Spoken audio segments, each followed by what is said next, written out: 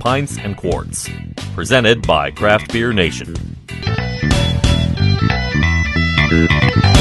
All right, everybody, I want to introduce a couple of friends from Hardywood Park Brewing, one of my favorite breweries, my top 5 breweries, I have to say.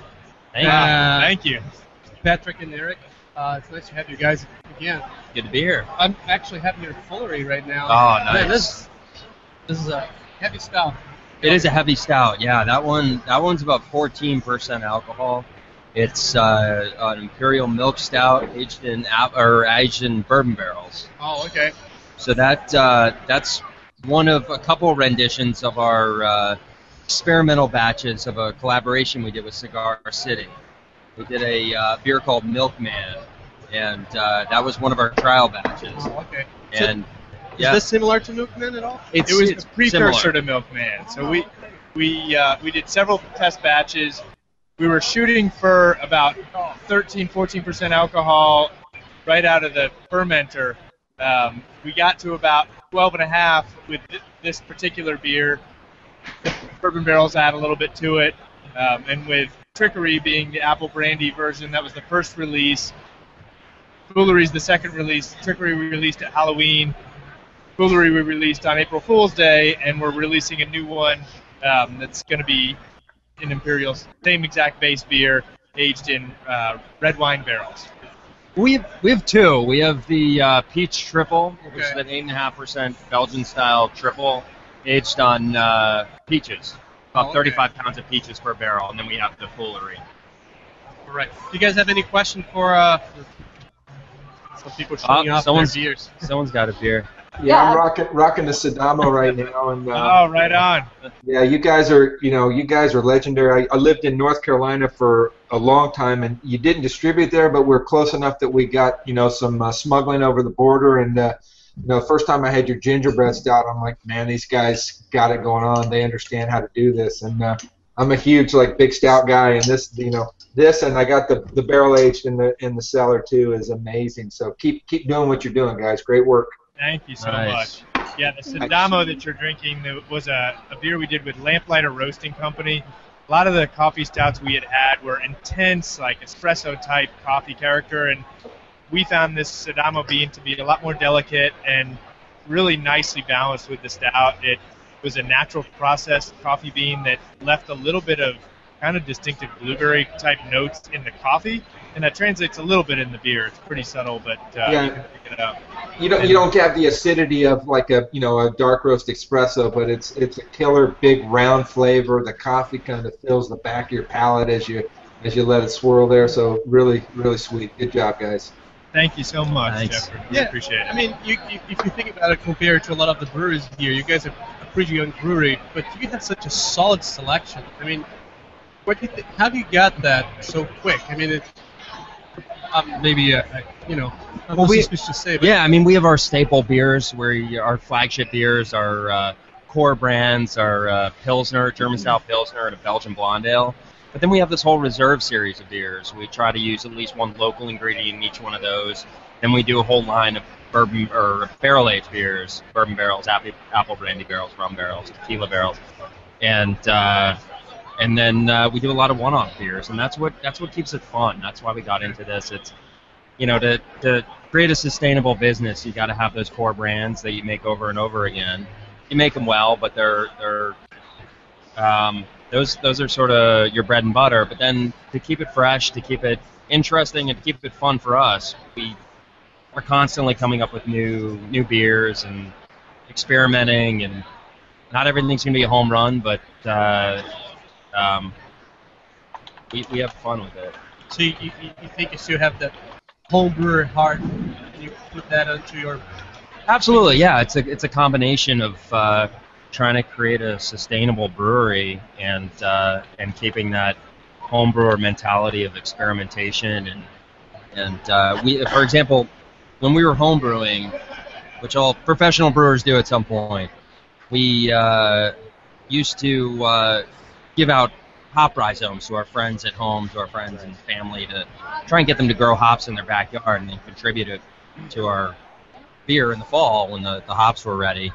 And then when we got the brewery off the ground, we got an email from someone randomly saying they were growing hops in their backyard and asked if we wanted any. And our initial reaction was, no, we're good. We're professional brewers now. We're not going to be doing that.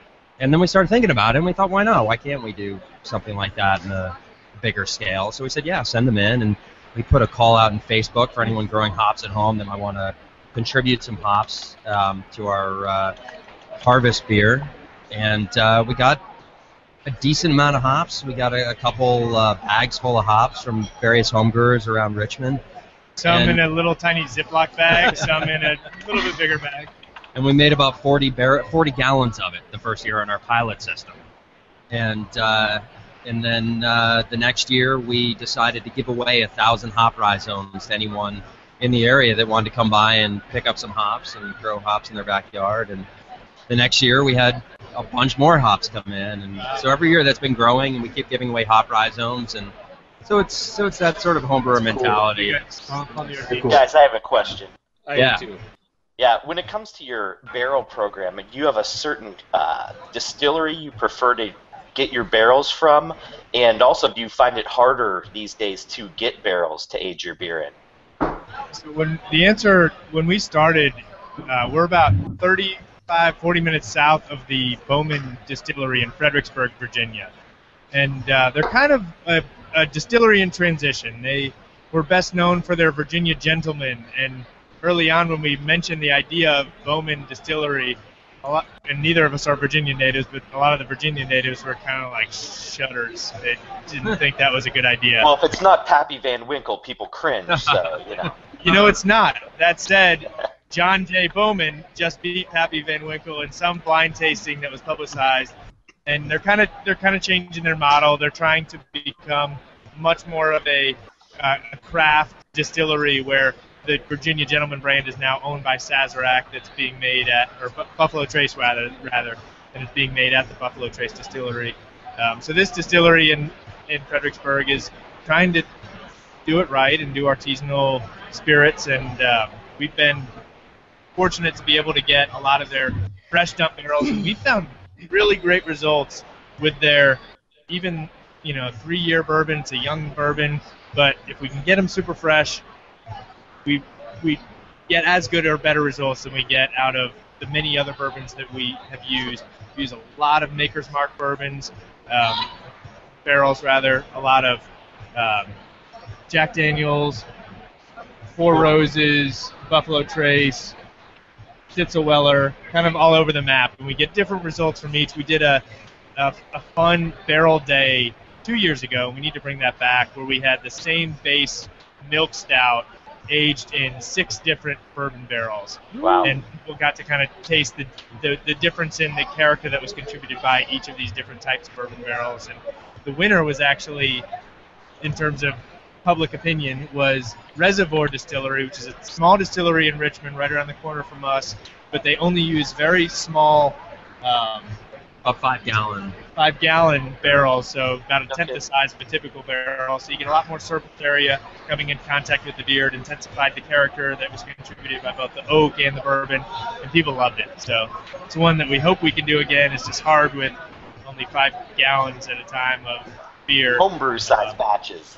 Exactly, yeah. Yep. But yeah, as all these new breweries are opening up and a lot more of them are doing barrel-aged beers, it is becoming harder to find barrels. And so, yeah, we've been working with some barrel brokers, and that's been a good resource for us as far as finding barrels. That's a real thing, a barrel broker? Yeah, there are people that deal in brokering barrels. Nice. Pretty sweet job, I would guess. Yeah, sweet. Quick question for you guys, barrels aside. A lot of people kind of gear their beer drinking or styles towards the seasons. What are you guys looking? What kind of styles of beer are you guys looking towards? Do you typically look towards, or maybe this year looking towards, because it kind of evolved? This summer, what kind of styles do you guys look at in terms of drinking beer this summer? What kind of? Well, generally, I mean, going into the warmer months, lighter, sometimes fruitier beers tend to make sense when it's warmer out. Tend to steer away from the big imperial stouts in the warmer months. Right. So we have a beer we call Virginia Blackberry. It's a Belgian wit beer. So it's a the Belgian wit beer, but we don't use any of the orange peel or coriander. Sort of a blank slate kind of beer Naked that we wit, add. we call it. Yeah, so we do. Yeah, we sell a little bit of it without the berries in it, and we call it naked wit. But yeah, most of it we add the locally grown blackberries. We get them from a local farm called Agriberry, and then in the fall, we do our pumpkin beer and. We What do else have we done? in the summer. We also started doing a Berliner Weiss. We did it as our anniversary Nice. beer last year. People really dug it, and so we actually started a program with local restaurants where we invite bartenders from local restaurants to create a syrup. Years ago, back in 2003 to 2006, Patrick and I sold Berliner Kindelweiss, a true German Berliner Weiss in New York City, and we'd always sell it alongside the raspberry syrup or the Woodruff syrup.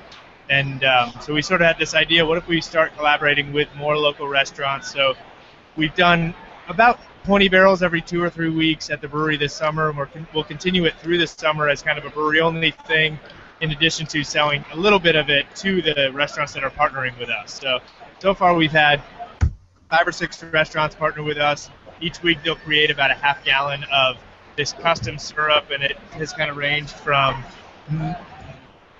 mango habanero to lavender and mint, and a lot of cool concepts, and it's been fun for us to be able to add a little bit of this syrup to the Berliner Weiss to make it unique at the brewery, and then they keep some of the syrup at their restaurant, and we send them a keg so they can do the same there. Well, the internet's probably going to crucify me for saying that, but I wish the pumpkins were out now. If I could have your saison, your pumpkin. Oh yeah. Well, thank No, you. no, Some of the just- pumpkin beers are coming out in about a week. part? No, 3 no. weeks. 3 weeks, Gil. They're starting. No, in 3 We weeks. need no, more no, tourists no, no. selling out pumpkin beers. No pumpkin! Okay.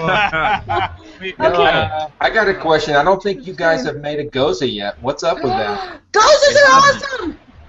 We keep up with talking that? about it, but we haven't brewed one yet. I don't know why. There's no particular Gozas reason. awesome! We You're gonna will. it's going to jump the shark if you guys don't get on it soon. So. All Now! right, give us your feedback. The idea we'd had internally was a watermelon salt goza. If anyone has any other ideas, send them our way. No, That sounds pretty solid. That Do it. sounds. Pretty awesome. amazing. Full Hey, guys. disclosure, we do have a Watermelon. watermelon festival in Richmond. Wow. Yeah. Hey guys, Congratulations.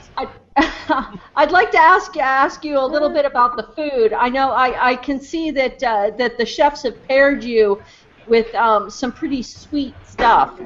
Now, Yeah. now are these your favorite foods, or are there different foods that you personally would rather pair with your beers? Well, one of them is pound cake French toast, so I don't know how you can go wrong there. I don't And know. that's with the peach triple. It's And- a pound cake French toast with apricot puree, and then molasses barbecue brisket with the Foolery, our bourbon barrel aged stout. So I think Chef Adam here did an awesome job with that.